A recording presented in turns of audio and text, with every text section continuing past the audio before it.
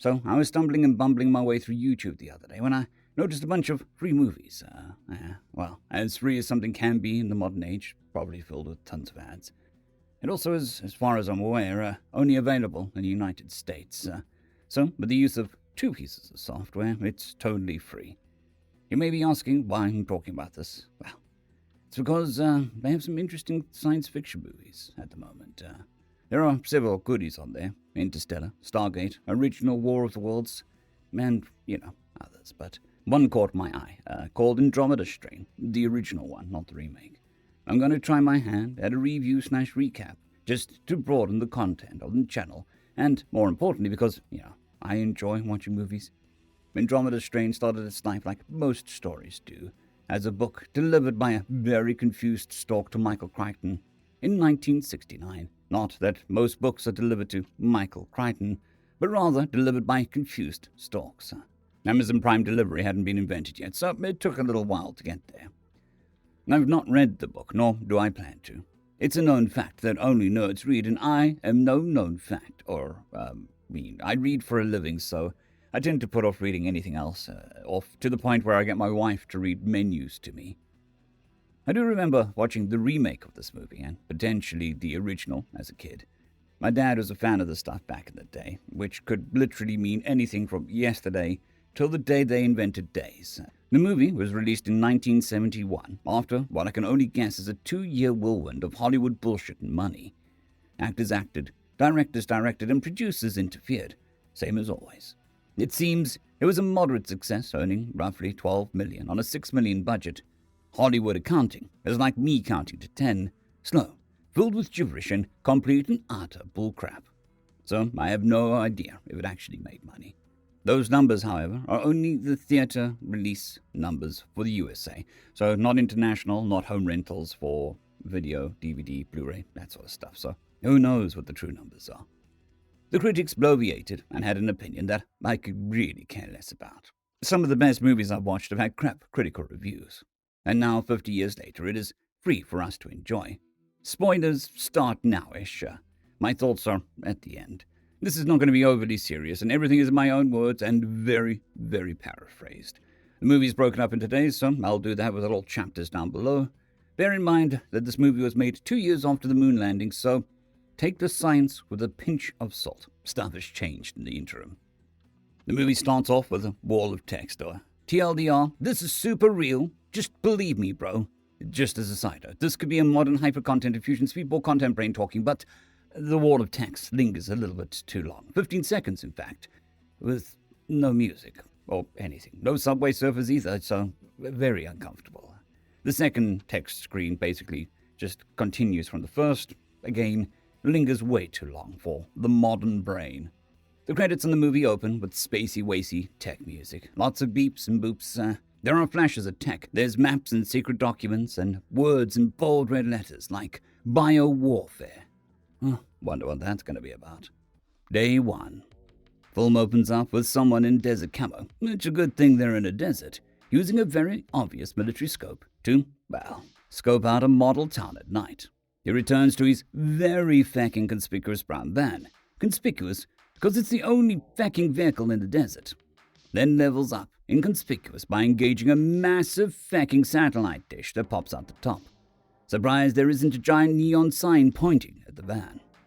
They engage the brain in a box thinking machine, which draws on the map a massive arrow pointing to the model town. Good thing they had the thinking machine. No humans with their dumb, dexterous fingers could achieve such a feat. We do learn that the model town has 68 people in it.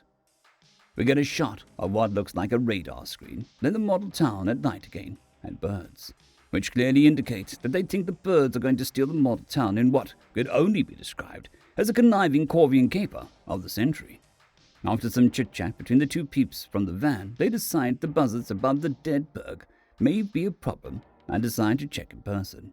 At this point, we have a scene change, and I only mention this because it goes from a low, foreboding sound with speech to fucking screeching at full volume in my ears. If I were a Martian, my brain would have exploded. In fact, I think it did, just a little. We are taken to the Vandenberg Air Force Base in California, into something called Scoop Mission Control. I know I'm wrong here, but I sure hope this is about ice cream. would explain the music. What your brain feels like when on brain freeze. Chuckle Nuts from the van tells an uninterested military person that they are going into the model town to get a satellite. I can only assume by the nonchalance of those currently involved that this happens a lot, which raises many questions about the reliability of satellites or ice cream scoops. We are told through the radio what they are seeing while driving through the town, looking for the satellite, rather than, showing us what's going on. The town is silent, is uttered. It's a small town in the middle of the fucking night. When you expect a parade? Anyways, they drive into the town and find a bunch of bodies. Dude in base says, "Feck them poor bastards, get the damn satellite," or something like that. And I just want to say that the truck engine over the radio sounds like they are letting a massive fart rip. Dude at base is like, "Yeah, this is not my problem, let's get the boss involved." Dumb and Dumber continue with the search, commenting that they look like they just dropped in place, and proceed to shit themselves when someone is alive and rushes. Scream, silence, scene. Cut to boss man calling in a recon on the town. Much panic on face. Mentioned scoop twice, but not 2 scoops at once, so not ice cream yet. The pilot scopes the town. Many much dead people on the ground. Now, I'm not a pilot, but the dude passes the town and looks back behind himself to rub a neck. Showed him he's going too fast and all he would see is his wing. Anyways, he swings back around and hits it with a flare for dramatic effect. Boss man, not happy, locks down the base. Declares that everything seen in the room for cleared personnel only, top secret. Sure, why not? He walks into an emergency room that looks like a broom closet and pulls out a very large, very red, very obvious keychain that reads, "In case of fire, contact Division 21. Subtlety is for suckers, I suppose. Side note, he uses the key to unlock a red phone, then proceeds to dial a number from memory. What happens if boss man is out of the game and someone else needs to do the thing? They know who to call from the keychain. They know where to call from the room, but not the number to actually call. It's not on the back of the keychain. Also, the dude remembers the number from memory, but needs the big red keychain to tell him who to call. He's an officer, so yeah, that's probably legit. Bossman tells the computer on the other end of the phone that Scoop 7 done dropped out of the sky and dropped a bunch of bodies in the process. He wants to call a wildfire alert. Computer makes obvious computer noises, and he puts the phone down. This movie seems to have a thing about destroying my ears. Again, soft scene into obnoxiously loud scene. Her printer prints out some crap. TLDR, wildfire is a go. Media blackout and peeps need to be got for a thing. Cut to party. Much polite chatter and snooty attitudes. An ominous ring at the door. Who could it be? Hostess rushes to the door and opens it like she's expecting her cocaine dealer or something, but is disappointed to find 2 unarmed officers looming in a door flanked by 2 armed guards. They ask for her husband. She carons a little, and they are like, "Look, lady, get your husband here, or we be pooping some parties and getting him ourselves." She gets a car in a twist and rushes to get her husband, who's enthralled in a snooty conversation. She carons at him to sort the shit out, and he marches up to the party pooper patrol and is ready to throw his doctor title around, right up until party pooper number 1 uses a super secret phrase, and Dr. Party Pants then poops his pants and turns to his wife and is like, "Peace, I'm out." She carons some more and he leaves after a sneaky smooch. Dude gets in a car and is handed a top secret file. Karen rushes to call Senator Daddy and Karen at him about her party getting ruined, but is cut off by a computer for national security reasons. We get a shot of a page from the super top secret document that handily has a summary page on Project Scoop. Send satellites into space and scoop up any life forms they may find. So, nothing to do with ice cream, unless ice cream is in space, I suppose. Dr. Party Pants gets put onto a commercial airliner by himself because that's the fastest thing the Air Force could find. Sounds legit. He's told everyone on the list is on the way except a dude in a hospital. We proceed to montage of peeps getting got for secret secure shenanigans. We have Dr. Grandpa, who's affable to collection. Dr. Chekhov's illness, who is combative and unwell, but eventually goes with them. Dr. Doc, who is in the middle of surgery, who storms off in a huff after they demand he end the surgery. Day 2. Dr. Party Pants and Dr. Doc are in a helicopter talking about satellite, radiation, space germs, and PPE. Dr. PP tells Dr. Doc that he is an odd man. No, wait. He was chosen because of an odd man? No. Odd man theory of foreshadowing. Who knows, but Dr. Doc didn't read his homework and doesn't know what it is. Exposition happens. Dr. PP created Wildfire Protocol without knowing that Project Scoop existed. Politicians are pissy that Dr. PP wanted them to spend money on the receiving section of NASA to be bumped up to deal with extraterrestrial life. Exposition flashback happens. This facility would be in the arse end of nowhere to prevent ET contamination, shield up tighter than a shark's asshole to prevent contamination, and jacked up with the latest tech to analyze ET and have a nuke in the lab in case things needed to glow real good. Dr. Grandpa warns Dr. PP to manage the government's expectations of them. They are scientists, not wizards. Back to present. Dr. PP and Dr. Doc scout the town from the air and are like, yep, that town is fecked. Oh, looky, birds. That's going to be a problem. Kill them with gas. Conveniently, the gas only kills birds. They don their hazmat pajamas and climb out the chopper down a rope ladder. It is mentioned that the chopper isn't allowed to land, and if the scout team dies, then the chopper and pilot will get incinerated to prevent the spread. A bit drastic, but Dr. PP is just built differently that way. They look around and agree that everyone is still dead. All the bodies look like they were very obviously in the middle of something when they died. Dr. Doc looks up in time to see a flash in the sky before getting asked for the second time if these people died of a coronary. Dr. Doc points out that it hurts like feck, and none of the bodies are grimacing, and that the very obviously placed dead bodies obviously died mid-stride. Give the montage of them searching for more bodies. Random bitty shot of a woman sleeping naked. Dr. Doc sees another flash in the sky and points it out. Dr. PP is like, yep, we have an Air Force jet to either protect the chopper or blow it up, depending on how bad we feck up. They come across an old lady testing the strength of a hang knot. Below her is a note that says, I'll be getting started, so I'm checking out early suckers. There have also been lots of dead animals around the town, showing it's not only humans that done died. Dr. PP scoffs, but Dr. Doc points out that she could not have died instantly like the rest, so there may be others alive. They keep searching and come across a man who self-deleted by drowning himself in a bathtub. They decide that most people died instantly, some lasted long enough to take the DIY route, and they need to check the van from the beginning for the satellite. Soldiers from early are murked, but one smashed his head. Dr. Doc notices no blood from the gash as they realize none of the dead peeps bled. They get in the van and continue to look for the satellite with the help of the radar in a town of 68 people, with like 5 buildings, most of which they already searched on foot, like finding a haystack and a needle, I tell you what. They followed the signal to the town doctor's house. Maybe it had a cold. They find a dead doc sitting in the chair and an open satellite and are surprised for some reason. Then out of nowhere, Dr. Doc pulls the Chad move and grabs the doctor up and pulls the elderly dead doc's pants down and proclaims, "Look at that fine ass." Dr. PP for once is speechless and says they don't have time for jokes. Dr. Doc goes on a rant that it is in fact a fine ass, when it shouldn't be. When people die, blood pools at the lowest point of their body, thus proving that he died instantly. Side note. I know they are trying to reinforce the idea that people died instantly, but the doc was sitting in a chair, not a sex swing, so the lowest part of his body would have been his legs, not his arse. Dr. Doc grabs a knife and cuts the dead doc's wrist, and a red powder comes out instead of blood. Why this happened with the doc and not the soldier with the gash on his face? No clue. Both of them are shocked and realize that why peeps dropped harder than an amateur boxer is because their blood turned into powder and got stuck in the gears. Both docs collectively soil themselves. Because, dumb, nothing on earth can have done this. Yeah, I'm shocked. Shocked, I tell you. Not really that shocked. They bag and tag the satellite and take it to the van.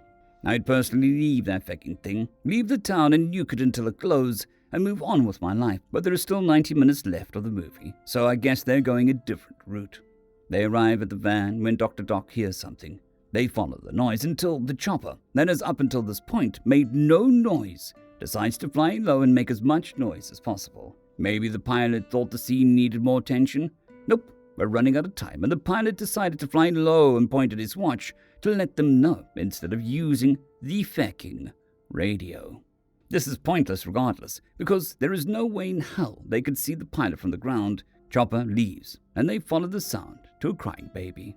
Dr. Doc figures the kid is crying because it wants noms, but Dr. Peepee is like, nope, kid can eat back at the base, cause we don't know what's contaminated or if eating triggers the thing. Which, to be fair, well, good points.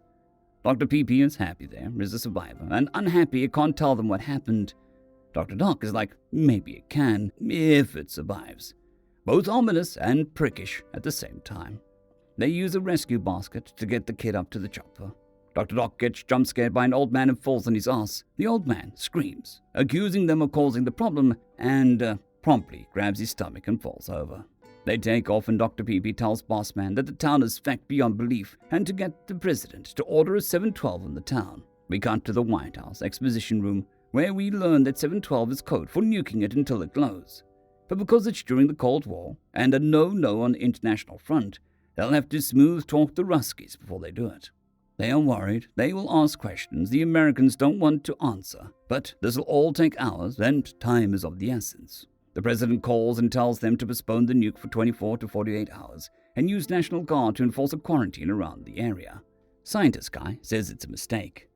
We find out the wildfire base sits between Las Vegas, Phoenix, and Los Angeles, and not as remote as some people think it should have been. But Dr. Peepee assured them that it was fine because of Chekhov's self-destruct nuke in the base. Dr. Chekhov's illness and Dr. Grandpa are in the car heading towards the base.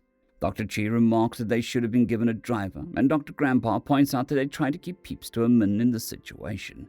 She accuses him of being lost in the middle of nowhere on a desert road, and he points out they spent a metric boatload of money to make it look that way. Dr. Chi then disses Dr. Doc as not a real scientist. She's all cocky till Grandpa points out that the cig she's smoking will be lost for a while. They pull up to a farm surrounded by chain-link fences in the middle of a fucking desert after having gone past signs declaring government property and to keep out, and have the absolute gall to say it's a clever way to hide the base. Really? Sure, okay, why not? They walk past the flashing red lights and Dr. Chi covers her eyes and makes an excuse as to why. They step inside, code phrases are passed, closets are entered and buttons are pushed, secret elevators descend, and voila, super secret oh shit E.T. is here lab. On the ride down, they have a very out-of-place conversation that ends with Dr. Grandpa saying they brought it on themselves. Dr. Chi assumes he means the town. We are back with Dr. Peepee and Dr. Doc. They plug into the machine and go full-on Archon mode, many much bright lights and fading out. Dr. Chi asks Dr. Grandpa if he meant the satellite intentionally brought back the infection. Dr. Grandpa gives a non-answer, and they enter the facility using a handprint reader. The four meet up in a very, very red corridor and exchange pleasantries. Dr. Chi makes a jab at Dr. Doc. They enter a room, and Dr. Peepee asks Sergeant Snark if there is a message for him because he's a super-duper extra important person and there should be a message. Sergeant Snark points out that his single duty is to listen for a bell to ring and forward the messages, as everything else is controlled by the thinking machine. So he's pretty sure there isn't a message for Dr. Peepee. They leave the control center, and a woman asks for Dr. Grandpa's glasses, and for Dr. Chi to follow her, as well as her glasses. They'll be sterilized and given back. Dr. Peepee, Dr. Grandpa, and Dr. Doc are in the change room, and he makes a jab at Dr. Chi by calling her an oddball, referencing odd man hypothesis from earlier. We cut to them all together in the exposition room. Dr. Peepee pulls out two keys, a grey one and a red one, and gives the red one to Dr. Doc. Dr. Peepee uses the key to turn on the nuclear failsafe and points out the only way to stop it once the failsafe is activated is for Dr. Doc to use the red key within 5 minutes. Dr. Doc asks why him, and as the only one who didn't do the homework, they explain to him why he is the odd man. Their research shows an unmarried men are better suited to make the decision to go nuclear or not. There are stations all around the facility that can be used to disarm the failsafe, and Dr. Doc has to learn where they are. Dr. Peepee uses this to start describing the facility. There are 5 levels each, with 3 stations. There are also 2 incomplete ones per level to make things easier when in a race against its thermonuclear countdown. The bomb is below level 5, so when it explodes, it not only deletes us, but yeets us as well. Each level has its own color, because the super smart people need to know where they are at all times, and certainly not for the audience at all. Nope, not for the audience. Level 1, red, main computer. Level 2, orange. Level 3, blue. Level 4, gray, hab unit. Level 5, white, main lab. Each level down is cleaner than the one before it. It'll take them 16 hours to get to level 5 because of all the decom procedures. Again, this seems a bit much, but Dr. Peepee is nothing if not an overachiever. You can see where you and anyone else is at any given time should the plot call for it by using any electronic screen. Dr. Grandpa shows concern for the patients, and Dr. Chi cares about the satellite. We are shown that they are being moved by elevator to level 5 for further study. They break up to start their own trip to level 5. Men and women separate. They get stalkers for decon, and we get shown Dr. Grandpa's ass for unknown reasons, before heading into a deep conversation about what the virus could mean. Dr. Grandpa thinks it could be a message that we are not alone, and that E.T. oopsie-doopsied bad and accidentally sent the most deadly thing to us ever. Dr. P.P. thinks that's not likely. Dr. Doc has no opinion. They get irradiated, and we cut to Dr. Chi walking through some sludge. Once done, they are all in orange jumpsuits. The red ones got burned. They're in an elevator, and Dr. P.P. quizzes Dr. Doc on where the closest station is. As far as I saw from the diagrams, they are on the same place on every level, which makes sense to remember in an emergency. They all head into the body analyzers. Dr. Chi is not happy about it. The computer makes them sit in a specific way and proceeds to ask questions, one of which is related to allergens. They get naked again, third time, and the computer visually scans the skin for fungal lesions and a bunch of other movie bullshit. To end it off, they all get jabs. During this, Dr. P.P. gets a message that Bossman spoke to the White House. They get dressed, meet up again, and Dr. Chi and Grandpa get their glasses back. And they move on to level 3 and promptly get naked, fourth time, again, and burn level 2's orange clothes. In a mirror room, they put on a disco ball helmet and get zapped with an anti-germ beam or something. Turns out it's a super-duper exfoliator and kills the top layer of skin. New clothes, new color, new level. Level 4 is the barracks, where they will sleep for 6 hours before moving to level 5. They move off, but Dr. Doc stares at the clearly marked unfinished station while fiddling with his red key, while Dr. P.P. looks on until an announcement gets his attention. He heads to his bunk room and watches as the computer scans the satellite. Then the events of the day flash across our screen. Dr. Chi has a flashback explaining why she has a chip on her shoulder, and it's not cheetah dust. She believed in E.T., but her peers didn't, so they ostracized her. Dr. Grandpa has a dream of a memory of a symposium talking about how alien life might just be a flea or a bacterium. Day 3. Doc awakens to a woman telling him to wake up. He tries to flirt with it, becoming the first known case of being trolled by a chatbot. He makes his way to the chow hall to find others chatting in nerd about the events. He looks for food, only to find out that all he's allowed is a nutritious scoop that is neither green nor soylent, but filled with all the goodness a body needs. They can't eat normal food because they don't want to give more fuel to the virus. Dr. P.P. explains the plans for the day. Number 1, is there an evil alien amoeba acting to acclimate? Number 2, what's on the menu? Number 3, how to contain the fecker, which I think is a little too late, after 16 hours of bullcrap that they had to do, or how to kill the damned thing. Dr. Grandpa thinks it might be intelligent, and would be a waste to kill it. Dr. Doc wants to get to the patients, which have at this point been waiting for at least 6 hours, but more likely 16. So very normal wait time in some places. To cheer everybody up, Dr. P.P. gives everyone a suppository to take, as the last decon procedure before level 5. To say the least, peeps be pissed. They move on to level 5. The patients are in a sealed room, and they have to use robotic arms to interact with them. All physical contact is banned. Dr. P.P. shows off his sick claw machine skills and opens the satellite in the other room. He checks if E.T. is at home by exposing a massive dog-sized rat to the environment room. Unfortunately, Master Splinter's get up and go got up and went within a couple seconds. They decide it's too early to end the party and use the rhesus monkey as well, so that they can do a post-mortem inspection.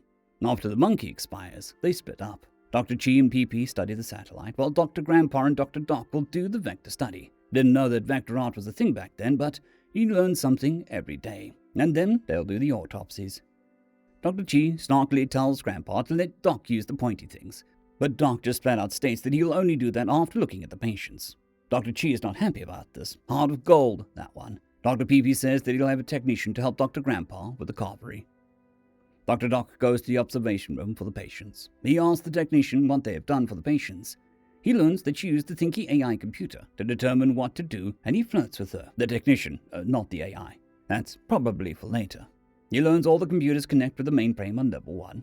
Everything including lab studies are automated and done by the computer. He makes an offhand comment about personal touch, and is told with the hazmat suits that that's not possible. Dr. Doc is all boomer and like, me no stinky machines. You teach me how use thinking machines. This seems to trigger the trap exposition switch. Miss Tech has been drilling with the suits in the lab for 6 months. Their technology is super new. They do warthoms using the building with live subjects. I'm pretty sure that negates the whole super duper extra secret base thing, but who am I to argue? Chi figured that this would never happen. Dr. Doc was like, "Yep, you're shit out of luck in that department." He wants tests done, and she shows him how to use the thinking machine. Saito here. Why has everyone been trained on this, and drilled, and all that stuff? Or at least have a passing knowledge of how to use the lab, except Doc. Surely, with a learning curve, it would just slow things down in an emergency, like, say, for instance, this one. What makes him a better Doc than those who trained beforehand? I get you want an outsider with no attachments to the staff to have to make the decision to bust a load of nuke all over ET. But why is he the lead Doc? And why no training? Why not a super-trained Doc as the lead and Dr. Doc as a helper? Meh. Who knows? Exposition, budget cuts. Meh, don't know. He orders a bunch of tests, but they have to physically get the samples from the patients. Miss Tech is going to get the bloods, while Dr. Doc does a once-over on the patients. She walks him through getting into the hazmat suit and warns him the only way to break the seal would be with a scalpel, and since he's a surgeon, that should be okay. Right? Hark! Is that a shadow over there in the fore? Cue the dramatic music and a scene change to the satellite observation room, where Dr. PP and Chi are using cameras to look inside the satellite. We learn that it is second scan and still nothing. Dr. PP wants to crank up the plot camera to 100 and scan again. He also wants them to only use one camera instead of two, so that they can both focus on a single thing to reduce the chance of missing something. Dr. Chi snarks at this and wants to just go all the way in. Dr. PP casts an anti-snark field and states that they'll scan the outside first. Dr. Chi makes a subtle jab that Dr. PP isn't doing this for pure scientific reasons. Dr. Grandpa is in the autopsy room where Mr. Tech is putting the cages on tables and makes to do something, but Grandpa asks him to leave the room. They'll do the thing with the robo hands. Mr. Tech points out that it'll be faster if he does it by hand, and Grandpa vetoes that. The cages are hermetically sealed, just like my sense of humor. Mr. Tech uses rubber hands to connect a pipe from the Master Splinter's cage to another one with a live rat in it. And in short order, the new rat is mimicking the old rat. Dr. Grandpa states it's transmitted by air. He says that it could be a gas or a virus. They proceed to use filters in the pipe and introduce live rats to determine the size of ET. On the first filter pass, they determine that it's larger than a virus, and they proceed to use larger and larger filters. After a couple goes, Rat 3 makes like the first two. Grandpa lets PP know that he's the proud new owner of a bouncing baby ET at a whopping size of 2 microns in size. Large enough to be a cell and possibly even alive. It's alive, I tell you! Grandpa asks how they are going, and Dr. Chi snarks about PP being afraid to scan the inside. PP and Chi continue to snark at each other. Now that they know the size, they know the zoom to use to see it. Because the inside is irregular, Dr. Chi manually controls the camera. Cue the dramatic music, and close-up shots of the camera and satellite. A baby crying heralds a scene change. Dr. Doc examines the old man and gets the tests back. He is an anime character. Oh, wait, no, that's not right. He's anemic. He tries to wake the old man, only to get his name before he passes out again. He then proceeds to try examine the baby, and is interrupted by Grandpa telling him that they're going to do an isotope scan to determine if it's absorbed through the skin or through the lungs. Cue the more dramatic music and montage. Another monkey meets its maker, and they determine that it's inhaled. The moment they inhale, it starts solidifying the blood. Dr. Doc is frustrated because there is no way to cure it because it's too fast. Grandpa says that PP and Chi haven't even found it yet, and not to jump the gun. Dr. Chi is looking rough while they continue to scan, eventually finding a pencil point-sized dent in the thingamajig that they are scanning. Zoom and enhance. Yep, it's still a dent. Zoom and enhance. Maybe it's a grain of sand. Zoom and enhance. Looks like a testicle covered in green snot. Dr. G points out the green, but is shot down by PP, saying that it could be paint or anything at all, because assuming makes an ass out of you and, Ming. Dr. G is like, oof, it's life and you know it. But PP points out that he don't roll that way. They gotta go by the book and use the computer to crack exactly what it is. He taps her head, saying to use a brain. The look he gets would straight up kill a lesser being. They keep scanning and find some more green stuff. Dr. PP doubts that the grain of space testicle knocked the satellite out of the sky. Dr. Chi counters whether it could have had a need for speed or, mass. PP counters with it can't be mass, they could pick up the satellite easily. But he does concede that it could have changed in space, where it could do anything. They stare at the green splooge, and Dr. Chi says that it does look like paint. They then scan the testicle in more detail. Zoom and enhance. PP points pedantically at the stream and says that part of it looks artificial. Dr. PP turns away from the screen and the green splooge turns pink for a fraction of a second, which only Dr. Chi sees, and is about to tell PP before rubbing her eyes and says it's nothing, like she didn't see what she thought she saw. Dr. PP calls for the robo-arm pilot. Zoom and enhance. The splooge turns pink again. This time, they both see it. The part they are looking at is way larger than 2 microns, and they say that the infection could be part of the whole. Zoom and enhance. Damn it, Dr. PP. I'm giving her all she's got. The camera in the other lab has a better, camera, so they send it through. Dr. PP grabs space testicle with tweezers and a robotic arm and puts it into a petri dish in a hermetically sealed box. Robo-arm pilot arrives and takes over. Dr. PP orders a bunch of tests. Green splooge hulks out and turns pink and grows bigger and returns to normal. The room collectively shit their pants as they realize it's growing. Dr. Doc gets test results back. The old man's acidosis is 9 points off normal. He gets pissed at the thinking machine because it doesn't tell him why the pH is off. Old man wakes up just in time for an exposition. Dr. Doc gets suited up to go talk to him. Old man has a stomach ulcer and takes aspirin and squeeze for it. Dr. Doc has no clue what the feck that is. But the thinking machine saves the day and tells him it's called sterno, which is a gel used to heat things, and is a 98% ethanol. Old man points at the crying baby and tells Doc to give him a squeeze. Old man tries to hit on Miss Tech and then asks for a smoke. After getting told no, he acts like a toddler and refuses to continue talking.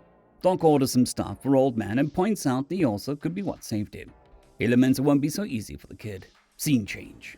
Pilot staring out of the aircraft has a vacant expression on his face as his mask starts to turn to dust. He struggles a little before pulling the lawn dart maneuver. In the military command center, General Incompetence laments on how they should have nuked the town 2 days earlier. Also, that they are surprised Wildfire isn't pissed about the non-nuke. We find out the crash was 60 miles outside of the cordoned off area. General Incompetence tells Boss Man that the plane was at 23,000 feet and only over the area for 2 minutes, so he doesn't believe it was related to the town. Boss Man wants to check on the line to Project Wildfire. He comes back A-OK.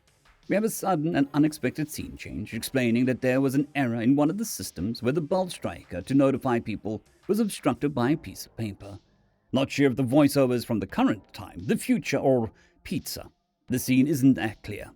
Speaking of bells and strikers, strike that subscribe button so that you can strike that bell notification and avoid being eaten by E.T. Also, hit that like button and keep it awake and on watch. Dr. Grandpa is sitting enjoying a protein compound number bleh, when Dr. Doc walks in for his break time. Grandpa reckons that they are under communications lockdown, but Doc doesn't see why. They haven't learned anything new so far. Grandpa points out that they know about Project Scoop, and he thinks that it wasn't an accident, that the government was looking for a tactical assault ET for, tactical assaults. Dr. Doc doesn't buy it. The Avengers have assembled insofar as you can claim the 4 middle-aged scientists locked in a compound as Avengers. Dr. PP lets them know that they have isolated ET and sent it for a photo op in the microchemistry lab. They all down their protein compound number bleh and rush off. General Incompetence and Boss Man fly by a helicopter to a staging area for the quarantine. They are playing the recording from the pilot before the crash. The pilot screams that everything made of rubber is melting like butter in a desert. Also, he does not feel well. General Incompetence thinks that it's just a fluke and wants to look himself. Boss Man checks that Wildfire has been informed, and they have. The Scooby Gang head to a new lab to inspect the space testicle. We watch as Grandpa fiddles with the equipment while there is an announcement that there is a seal problem on a hatch in level 3. While Dr. Chi works on manipulating the testicle, the light from the machine shines in her face, causing her to grimace in pain. They slap the go button on the mass spectrometer and look at the results. The space testicle is just a rock, nothing more, nothing less. Dr. PP points out the black rock is more like plastic than rock, though. The green splooge is made up of hydrogen, carbon, nitrogen, and oxygen. And, with their powers combined, they are Captain Battle, E.T. Dr. Grandpa would prefer if it was not alive, as I'm sure all the dead people would agree, but he's shit out of luck. They do an AA test for all the stuff that makes life on Earth kick, but the green goop's got none of the beta bitch Earth markers and is pure alpha ET.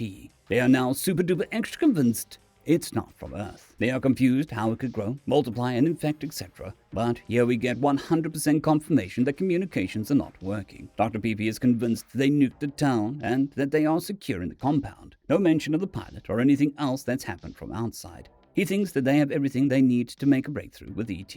Grandpa points out that it could take years. Dr. Chi snarks that it'll embarrass people because it'll prove life exists outside of Earth. Dr. PP thinks that they'll be halfway there when they figure out how to stop from growing, and tells Chi that she is in charge of microbiology because of the missing person. Grandpa will work with him. Dr. Doc loses his shit a little and insists the baby and old man have something in common protecting them from ET. They also subtly remind him that he has 5 minutes to respond to the countdown if it ever happens, and that he should not be far from a station. Soldiers are examining the crash, and they are told specifically to look for any rubber. A soldier calls Bossman over and points to a cockpit, where the only thing left of the pilot are bones. Bossman shows general incompetence the polished bone, and he doesn't see a problem with it, thus living up to his name. A tech tells them that this jet doesn't actually have rubber in it. Rather, it uses a synthetic compound called polychron, which has some of the same characteristics as human skin, which, to be honest, is creepy as hell. The tech shows them a partially melted face mask and tells them that he thinks a chemical reaction caused it, or maybe a microorganism. Turns out plot armor is just a melted face mask pushing the plot forward. General Incompetence doesn't get it, and Bossman craps his pants and tells the general that there was something in that plane that consumes plastic.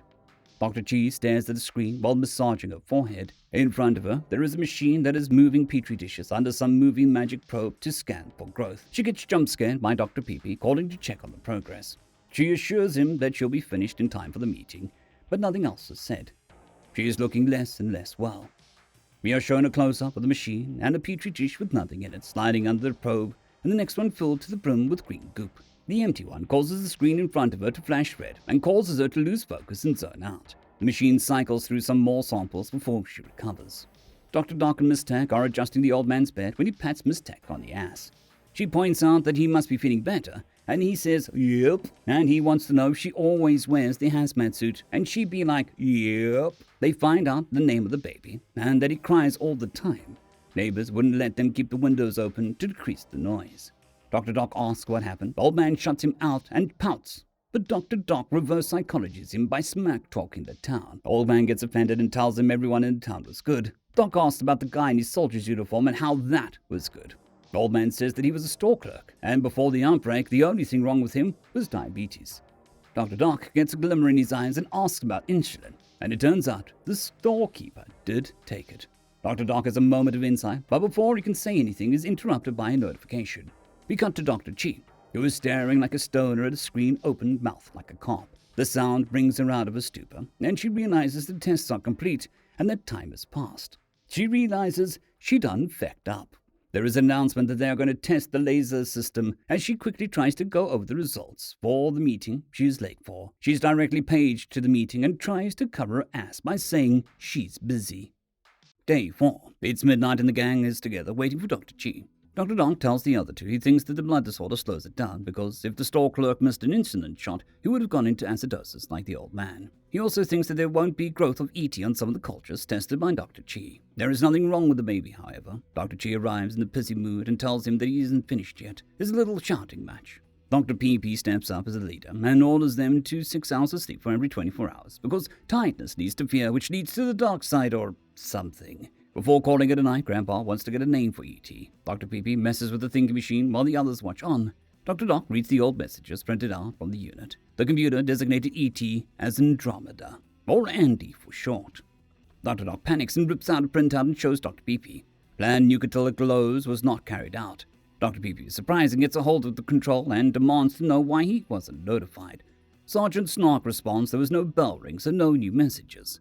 Dr. PP is pissed. Demands to get a hold of the scientists, briefing the president on why they need to nuke it till it glows. They talk, excuses are made, a second person joins the call and more excuses are made. They will try to speak to the president again. The second person asks about their thoughts about the jet crash. They're all confused. The second person gives them a TLDR, and Dr. Doc asks if the pilot was confused before death, and they're like, hell yeah. They are told the general incompetence thinks it was a fluke. Dr. PP says he doesn't care about the plane, and they need to get the president to order the strike ASAP. Dr. PP immediately changes his mind on the sleep thing, and the team put on their big scientist pants and get back to work. Dr. PP starts to work on slicing off some of the snot from the space testicle, while Dr. Doc stands way too close and looms. While he works, there is another announcement, alert about a malfunction. They peel off the slice no larger than a couple atoms thick and get the thinking machine to examine it with an electron microscope. Dr. Chi calls through and wants to talk to Dr. PP in person, but is brushed off as the results come in. Turns out that ET is no mere ET, but a crystalline ET. They think that explains why it's not got any of the oh-so-good stuff a normal cell needs. They watch on as a device, which confuses Dr. PP because it's in a vacuum, so there shouldn't be anything happening. Dr. Chi tells them that from the growth tests, ET can survive on anything including just light. However, ET likes CO2 and hydrogen with a side order of X-rays, and likes pure oxygen under infrared the least.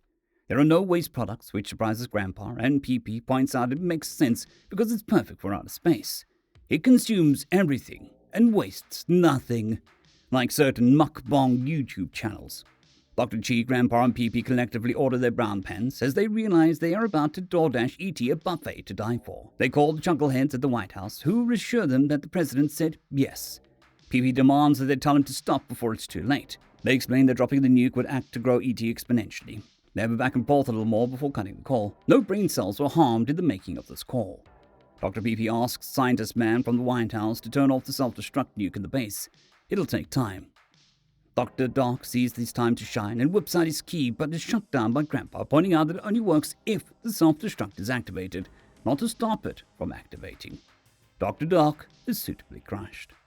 The thinking machine spits out a scan of ET molecule that looks like a bad form of pixel art. All the parts of it are exactly the same composition.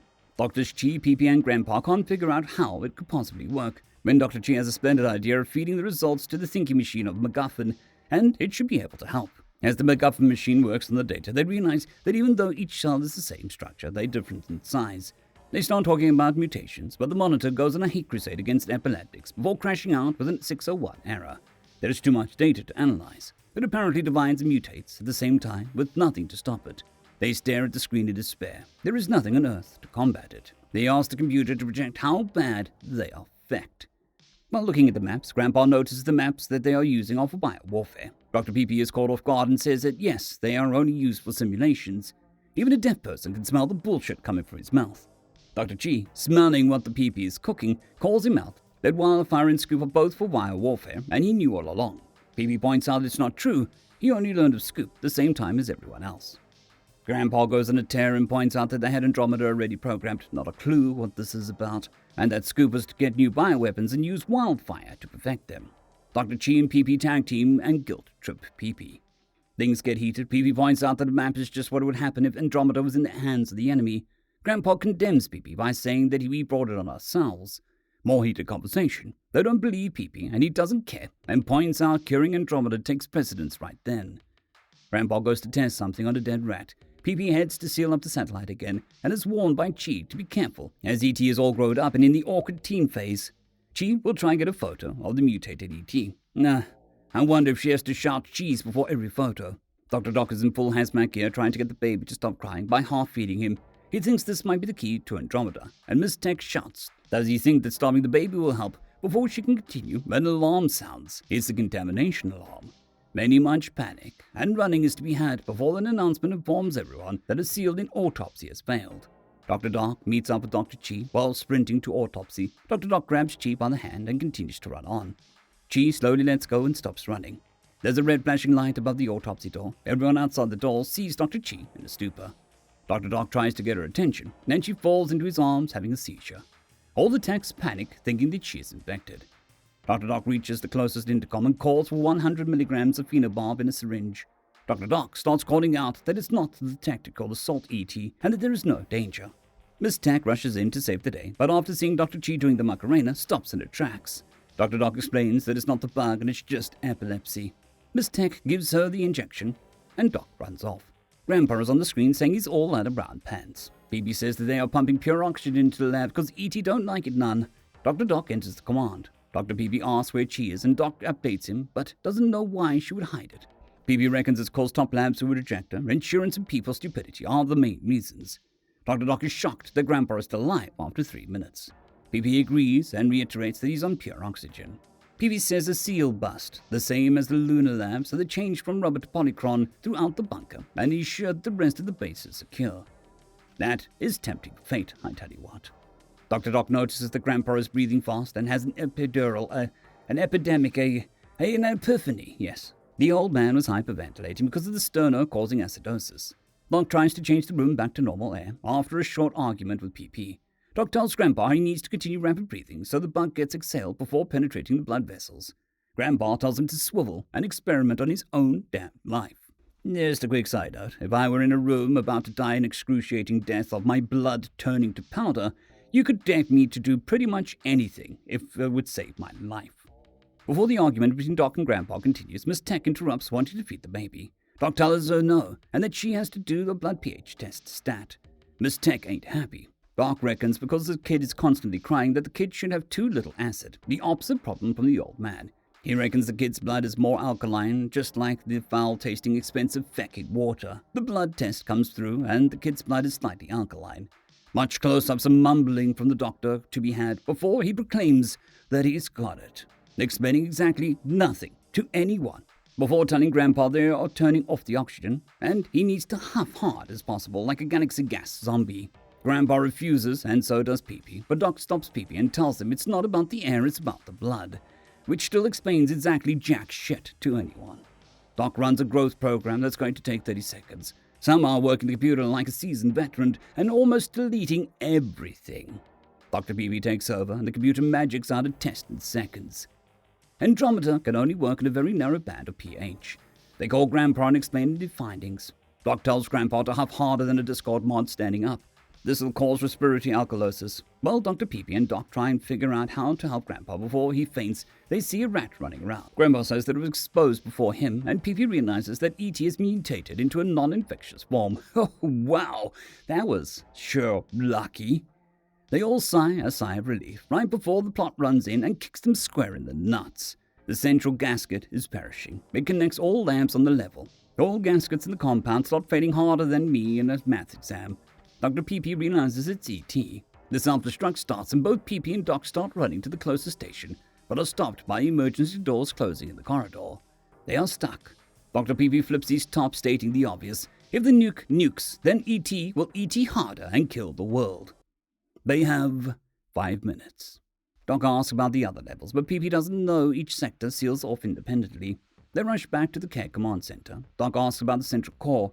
He learns it's protected with lasers and gas to stop runaway lab animals. There is a door to the central core on the other side of the patient observation room. Dr. Doc heads in while Dr. Pee-Pee heads to the control center. While suiting up, Doc asks Miss Tech for a scalpel. Hey, it's a callback from earlier. Miss Tech cuts him out of his hazmat suit with a scalpel. He opens the hatch and climbs in while Pee-Pee tells him not to worry about the lasers. They are tuned low for animals, and as long as Doc doesn't roll a 1 in dex and gets zapped in the spine, he should be fine. 4 minutes to go. Doc enters the core and is shocked at its size. Pee-Pee points out a ladder and warns him to hurry before the poison gas starts. The lasers aimbot his ass while he climbs up the ladder. 3 minutes, 30 seconds. Gas starts to fill up the chamber from the floor. Dr. Doc hauls it up the ladder. Just before the laser shoots, Dr. Pee-Pee warns him and he dodges. This happens several times as he continues to climb. He's lucky the manufacturers of the lasers seem to work on the Stormtrooper principle. 3 minutes. He reaches the next level and runs to the hatch, but level 4 is contaminated and won't open, so he heads to 3. He dodges a couple shots but is finally nailed in the cheek. Face, not arse. 2 minutes, 30 seconds. He sways and struggles to remain conscious. Pee-Pee tells him to walk it off and hurry the feck up. Still fecked up, he continues to climb slowly. He gets nailed in the hand and almost drops the key. He fights through the pain and continues to climb. 1 minute, 45 seconds. He managed to make it to level 3. He is confused and disordered, but Pee-Pee talks him through the airlock. He struggles with the dog wheel, only able to use one hand. He staggers out into the hallway, surprising a roaming NPC. He calls for help. The NPC runs. Chasing after her, he finds the station and staggers towards it. He inserts the key and, for the sake of tension, forgets to turn it until there are only 8 seconds remaining. Job done. He passes out. He wakes up in a hospital bed with everyone around him, relieved to have lived. The others let him know that the super colony of E.T. is heading towards the ocean, but it hasn't turned lethal again. They are going to use Dr. Doc's cure idea and seed the clouds above it with silver iodide. The raindrops will carry E.T. into the ocean, and the alkaline reaction of seawater will kill it. Side note, if a jet flying over the town causes it to lawn dart, how the feck are they going to seed the clouds above it? The obvious answer is E.T. is plot-aware and knows its lines. We cut to a voiceover of Dr. Pee-Pee talking to the senators, explaining that the experiments worked. He admits that it was indeed over. and the only sample of it is in the wildfire base. How did they save the base? It was melting before the doc passed out. Not important to the plot? Meh. Okie dokie. I retract my question. Dr. Peepee points out that we know there'll be life out there. The senator says it's thanks to Project Scoop. Dr. Peepee be like, it happened once, it'll happen again. The senator stares at him all serious like and asks, what then? And Peepee stares him directly in the eye, stone-faced, and replies, effective, I know. Roll credits. Alrighty, let's get down to brass taxes. Was it any good? Sure, it's enjoyable, as long as you can ignore 50 years of tech and science progress that we've had since then. I prefer the remake, as it was a mini-series rather than a movie, so you could spend more time on building up the tension and introducing the characters, getting to know them. Some parts of this movie seemed very, very rushed, so there is that. The original feels very rushed in parts and leaves characters underdeveloped and has giant leaps in logic because of time constraints, which obviously the miniseries had a lot less of. It's also a more recent adaptation, so the suspension of disbelief is lower, still crazy. The ending's different, though. Very, very different. So, yeah, I'm not going to spoil it or anything, because we're into just normal technology. We're into the normal outro stuff, so people who have skipped the spoiler section for some reason are here to just know that they are different. The newer one's ending has something to do with climate change, so take that as you will. Do I think it was a bit ham-fisted? Maybe a bit. I don't know. Would I watch any of these again? No. Once the ending's over, it's all just really filler. The acting was okay in both of them, as far as I remember. This new one was okay. There are some parts that are very, very overreacted, but overall it was decent. Sound design was horrible. If we ignore the parts where it goes from sudden silence to excruciatingly loud, it was okay. But because we have at least 2 instances of the horrendously loud noise, not really great. Set design was decent. I could very much believe that the base was underground and with the claustrophobic feel, so set design in that regard was quite nice, I think. However, the science stuff being clunky, how they interact with computers being clunky, all of this, by today's standards, is ridiculously clunky. By then, it was okay. I mean, you had to push, physical buttons and no standard keyboards, and it was still being developed at that point, so can't really blame them for doing that. At the end of the day, this is a free movie. Let me get to the story. Sure, it can be believable. If you suspend disbelief, it is believable.